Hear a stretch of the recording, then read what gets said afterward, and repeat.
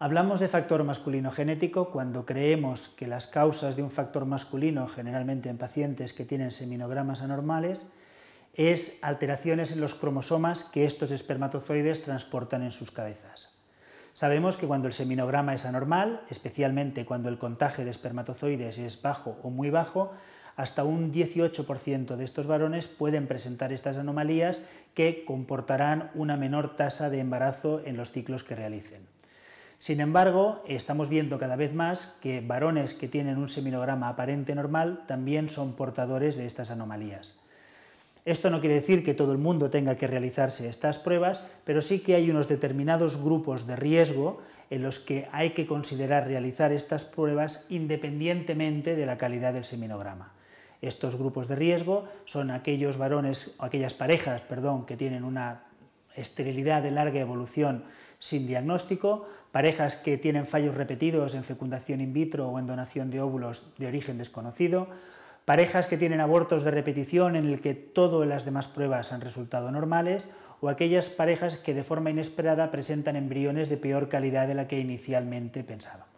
Para diagnosticar o estudiar el factor masculino genético disponemos de tres pruebas: el cariotipo, la FISH y el estudio de la meiosis en biopsia testicular. El cariotipo es una prueba fácil de realizar y económica, puesto que solo consiste en un análisis de sangre con el que obtenemos la información sobre la cantidad de cromosomas que contienen las células. En condiciones normales, una célula tiene 23 pares de cromosomas. Uno de estos pares son los cromosomas sexuales, que serán XY en el caso de un varón o XX en el caso de una mujer. Sabemos que cuando hay alteraciones en esta fórmula cromosómica, bien sea porque haya intercambio de información entre los cromosomas, porque a los cromosomas les falte información o porque haya un número anómalo de cromosomas, esto va a condicionar que en muchas ocasiones el seminograma no sea normal y por lo tanto puede afectar a la calidad genética de estos embriones que obtengamos y que los resultados no sean los esperados.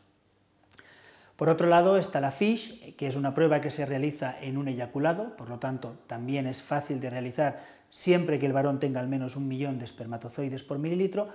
y lo que nos va a informar es sobre la cantidad de cromosomas que están dentro de la cabeza de este espermatozoide. Sabemos que en condiciones normales un espermatozoide tiene la mitad de los cromosomas que una célula normal, porque al fusionarse con el óvulo, que también tiene la mitad de los cromosomas,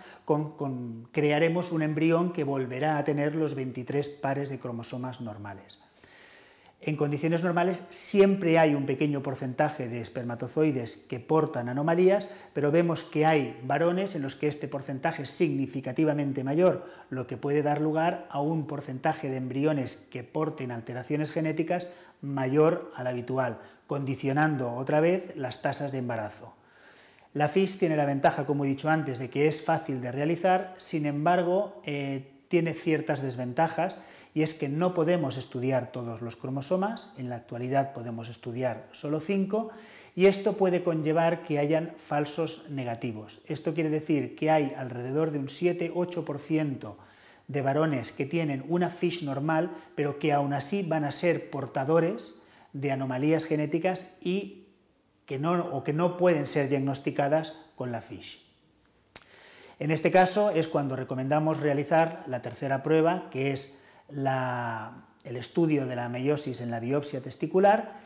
que es una prueba que como mayor inconveniente tiene que el coste es más alto y es una prueba invasiva, puesto que se precisa, como el nombre indica, una pequeña biopsia en el testículo, en el cual obtenemos una porción que es similar a un granito de arroz, pero que nos permite estudiar todos los cromosomas y cómo se dividen a lo largo de las diferentes fases de la meiosis.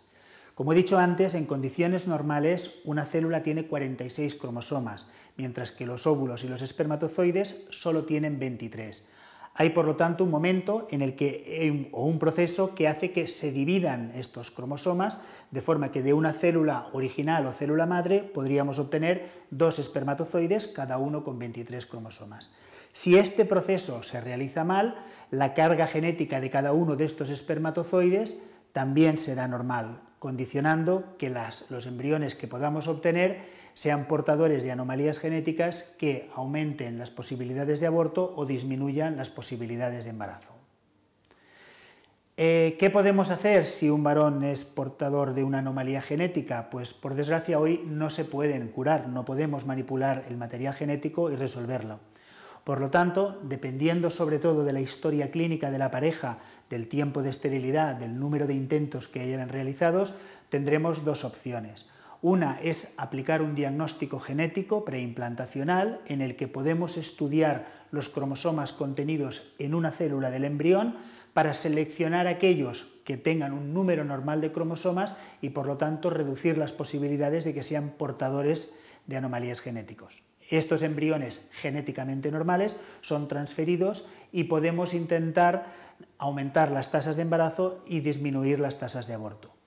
Para aquellas parejas que ya hayan fracasado repetidas veces en intentos o que a la hora de realizar un diagnóstico genético preimplantacional no tengamos embriones normales, la única opción que les queda es recurrir a un semen de donante que seguro que no es portador de estas anomalías genéticas.